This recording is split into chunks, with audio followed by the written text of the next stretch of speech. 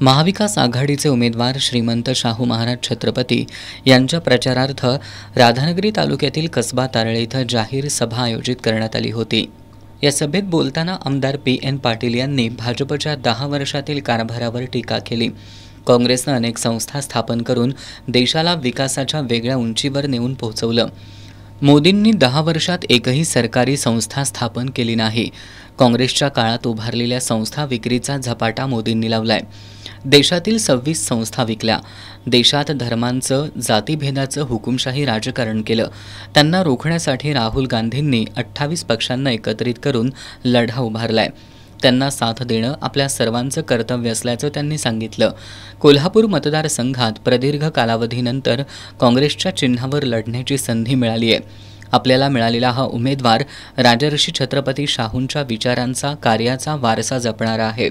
त्यांनी अनेक शिक्षण संस्था, सामाजिक संस्था स्थापन केल्या, समाजाच्या कल्याणासाठी देणग्या दिल्या, जनकल्याणासाठी हजारो एकर स्वतःच्या जमिनी दान केल्याचं आमदार PN पाटील यांनी सांगितलं। स्वभावाने शांत, सर्वसामान्याला बरोबर घेऊन जाणारा, अनेक विकासाची कामं करणारा, स्वतः अनेक शिक्षण संस्था उभा केल्या। कोल्हापूर आहे, त्या ठिकाणी पुण्यात शिक्षण संस्था आहे, लोकांना आधार देणारा, अजून कुठे काय अडचण आली त्यासाठी काम करणारा छत्रपती शाहू महाराजांना या ठिकाणी आपण निवडून द्या।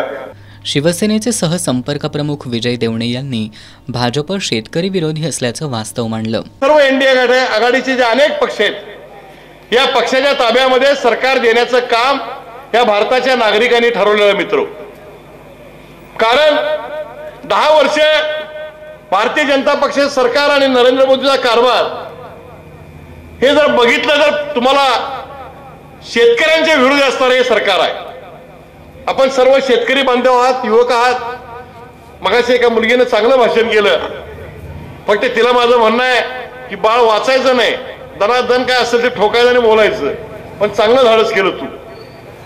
आणि गेली 4 दिवस जर बघितलं, एकनाथ शिंदे ठाण्यात आहे का कोल्हापुरात आहे का कळण झाले PN पाटील साहेब।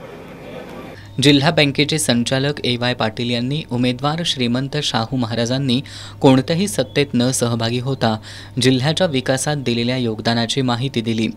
भोगावती सहकारी साखर कारखान्याचे चेअरमन प्राध्यापक शिवाजीराव पाटील, राष्ट्रवादी काँग्रेसचे शिवाजी पाटील तारळेकर, भोगावती कारखान्याचे संचालक रवी पाटील, मानसिंग पाटील, शिवसेना जिल्हा उपप्रमुख प्रकाश पाटील, जनता दलाचे जिल्हाध्यक्ष वसंतराव पाटील, कुमारी ऋतुजा पाटील यांची भाषणं झाली।